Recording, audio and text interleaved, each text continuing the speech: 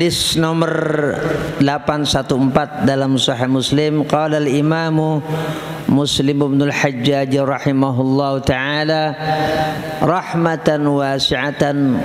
Qala haddatsana Qutaibah bin Sa'id qala haddatsana Jarirun an bayanin an Qais bin Abi Hazim an Uqbah bin Amir radhiyallahu anhu qala qala Rasulullah sallallahu alaihi wasallam.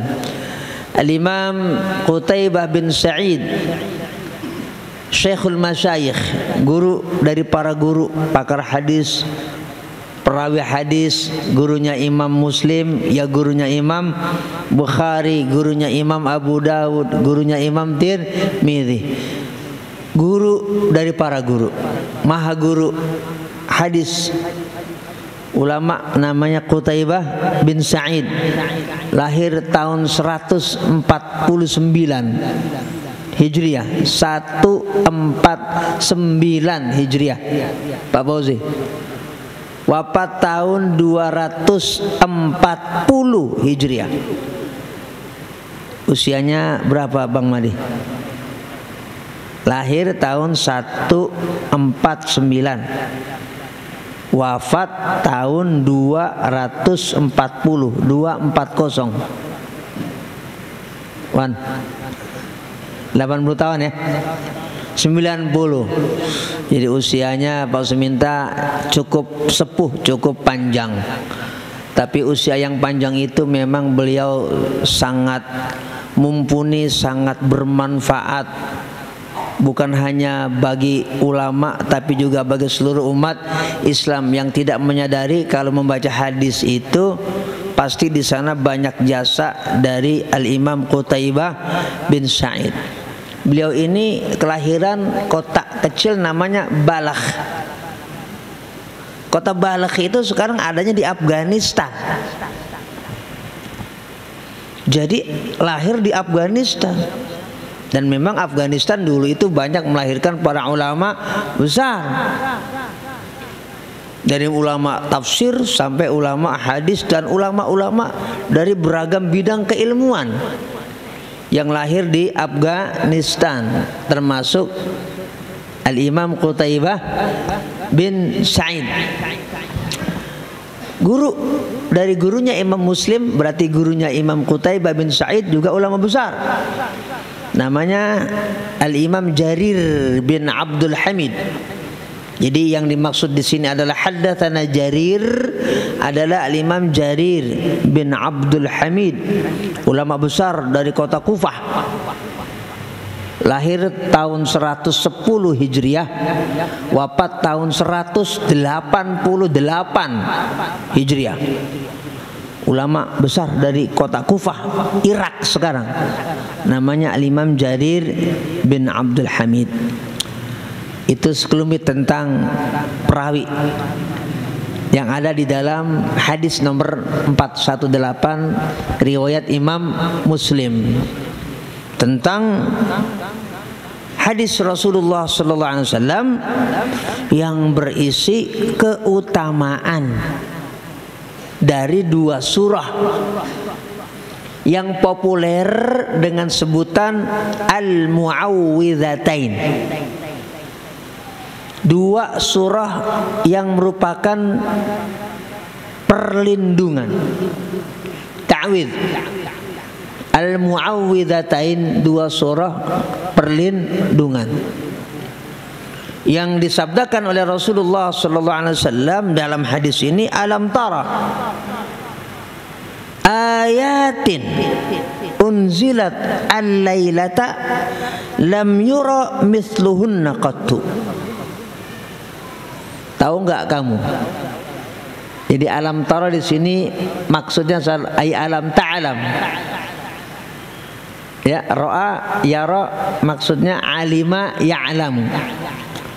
Tahu enggak kamu? Ada rangkaian ayat unzilat yang diturunkan al-lailata pada malam hari ini, lam yura mithluhunna qattu.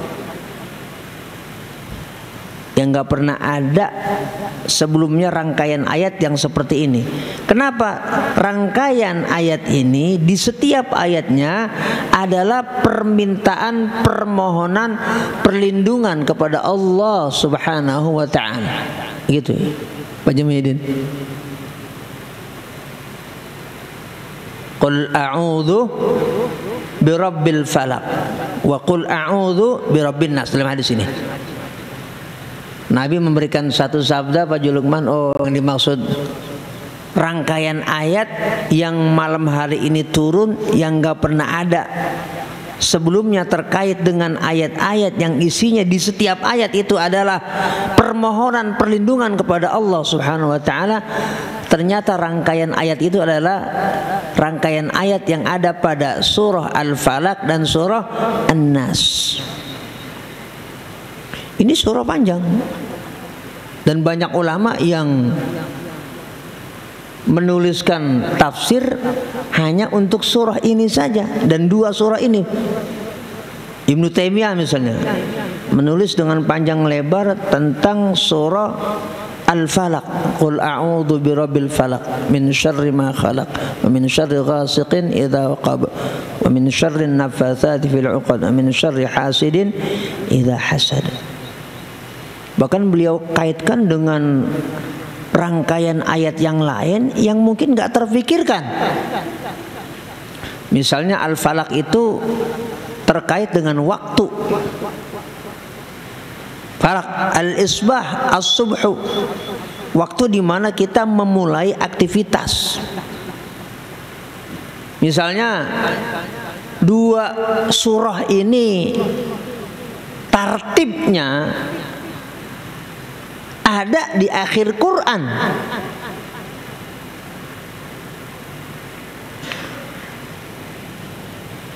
Di mana enggak banyak terfikirkan oleh banyak orang.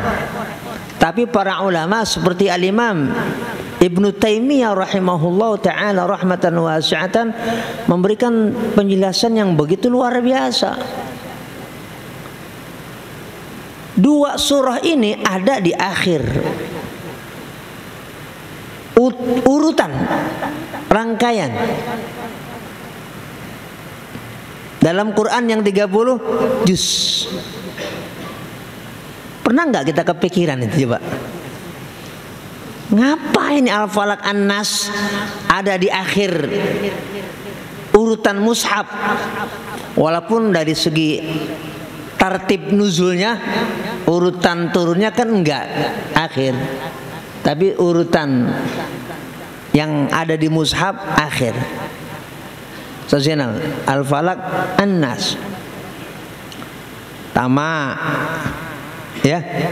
Quran ini dengan berbagai surahnya itu adalah kehidupan yang berjalan.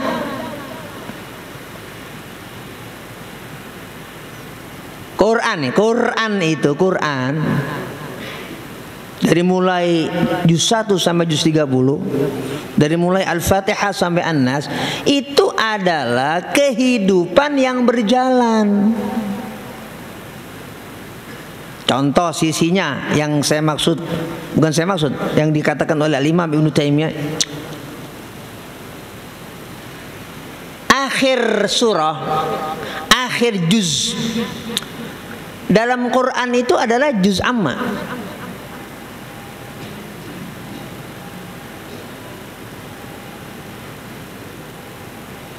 Akhir dunia adalah kiamat. Akhir rangkaian surah dalam juz 30 kita sebut dengan juz amma. Akhir dunia ini, akhir semesta ini kiamat. Ternyata surah-surah di juz amma itu isinya adalah gambaran, penjelasan dalam Quran tentang kiamat. Amma yatasaalun 'anil naba'il 'azim alladzi hum fihi mukhtalifun. Kalla saya'lamun thumma kalla saya'lamun. Apa? Kiamat. An-naba'ul 'azim kiamat. Wan-nazi'ati gharqa wan-nashitati nashta was-sabihati sabha fas-sabiqati sabqa. Akhir dari surah An-Nazi'at juga tentang kiamat. Akhir surah Wan-Nazi'ati gharqa, akhirnya kiamat. Akhir surah Abasa wa tawalla wujuhu yawma idzin musfira dhahikatum mustabshira wa wujuhu yawma idzin 'alaiha ghabara tarhaquha qatara ulaika humul kafaratul fajar. Kiamat. Al-qari'atu mal qari'ah, kiamat. Idza zulzilatil ardu zilzalaha, apa? Kiamat. Hal ataka hadithul ghashiyah wujuhi yawma idzin khashi'ah, kiamat.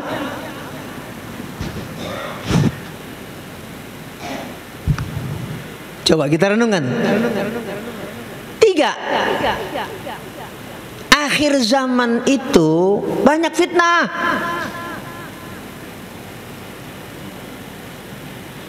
Ketika akhir zaman itu banyak tantangan, banyak fitnah, salah satu cara agar kita mendapatkan keselamatan dan perlindungan dari Allah dari segala tantangan, cobaan, godaan, fitnah yang begitu banyak merebak di akhir zaman, salah satu caranya adalah kita memohon perlindungan kepada Allah Subhanahu wa taala biar husnul khatimah. Kita diajarkan oleh Allah dalam Quran, akhir Quran urutannya surah Al-Falaq, An-Nas, isinya semuanya adalah perlindungan kepada Allah Subhanahu wa taala agar manusia ini tidak terjerumus kepada arus fitnah yang begitu deras. Nggak bisa, nggak ada, nggak mungkin kita minta perlindungan kepada makhluk yang sangat terbatas kemampuannya, kecuali hanya kepada Allah Subhanahu wa taala, sang pemilik waktu di mana kita berputar di dalam waktu itu. Itulah kenapa kita baca Al-Falaq itu qul a'udzu birabbil falaq. Falak itu terkait dengan waktu. Falak itu waktu.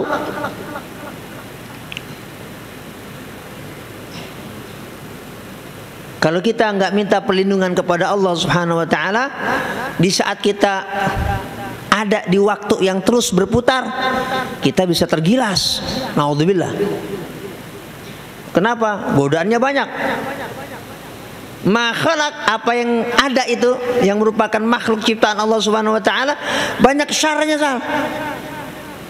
banyak kejelekannya, banyak kejahatannya, banyak minusnya, banyak negatifnya dan lain-lain sebagainya. Orang yang dengki banyak, yang zahir, yang batin, yang bisa sampai kepada kita juga banyak. Orang nggak suka terang-terangan di depan, bisa jadi ada. Yang nggak suka kemudian kepada kita dari belakang, mungkin juga banyak. Tapi kalau kita harus sadar, itu semuanya adalah kehidupan, arena yang harus kita jalani. Itulah kita membaca dalam dua ayat ini dan surah yang akhir dalam Quran yaitu surah An-Nas, itu terulang kalimat-kalimat An-Nas, qul a'udzu birabbin nas, malikin nas, ilahin nas, min syarril waswasil khannas, alladzi yuwaswisu fi sudurin nas, minal jannati wan nas. Al-Imam Ibnu Taimiyah memberikan satu penjelasan, manusia ini disebut oleh Allah karena sayangnya nas. Manusia itu suka lupa. Seperti dalam pepatah Arab, wa ma summiyal insanu illa li nafsihi walal qalbu illa annahu yataqallab. Manusia itu disebut dengan manusia karena suka lupa, nas. Manusia itu disebut nas karena suka lupa. Lah baru dikasih jasa sama orang, detik ini, detik berikutnya udah lupa. Ente kan udah ditolong sama dia, kapan dia bantu aneh gitu.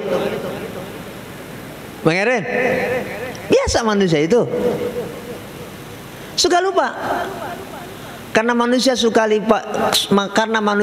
lupa, itu manusia butuh selalu diingatkan. Allah sayang kepada manusia, maka selalu diingatkan. Di akhir Quran itulah rahasia besar. Bang Awan, kenapa isinya permohonan dari hamba, dari manusia kepada Allah Subhanahu wa taala agar selalu mendapatkan perlindungan sampai ujung dunia dan sampai ujung akhir hayatnya. Selamat dia. Kenapa? Nasib manusia itu diantaranya ditentukan di ujung. Maka ada istilah husnul khatimah. Makanya ada istilah su'ul khatimah. Baik, ujung ambruk, gagal udah. Jelek, ujung cakep, sukses. Orang bunuh 99, Pak Rahman. Atuk dibunuh lagi 100.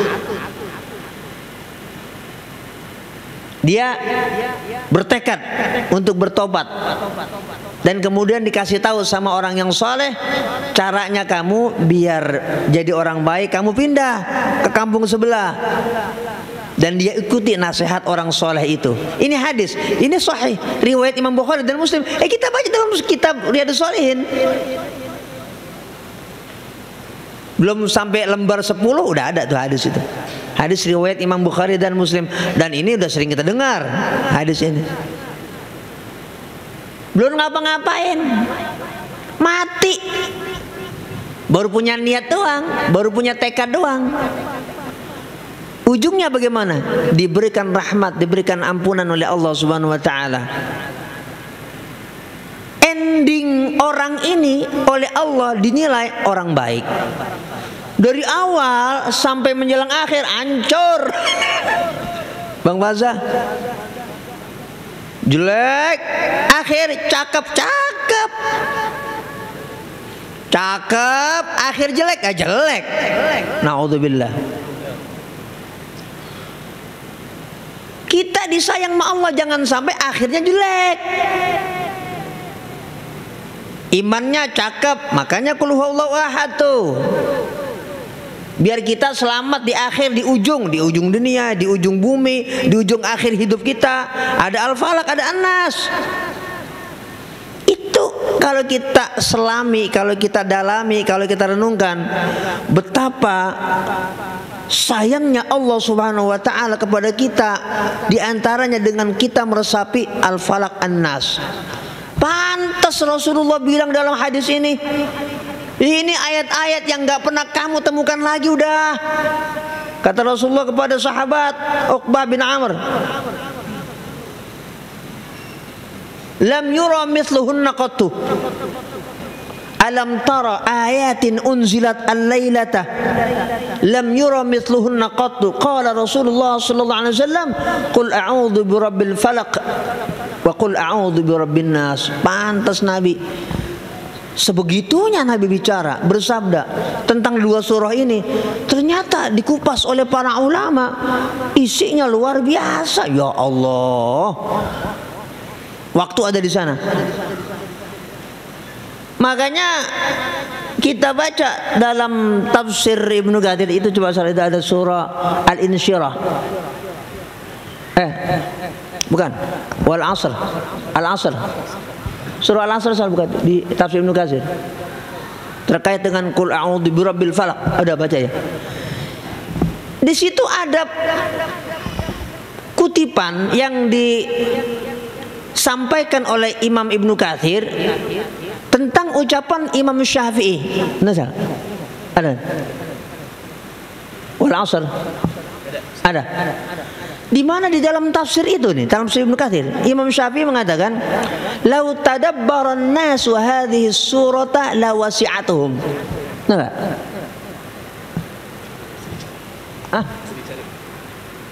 cari dulu sampai ketemu, ntar saya dibilang bohong lagi. Kalau manusia itu merenungkan ini surah yang terkait dengan waktu, udah cukup buat mereka.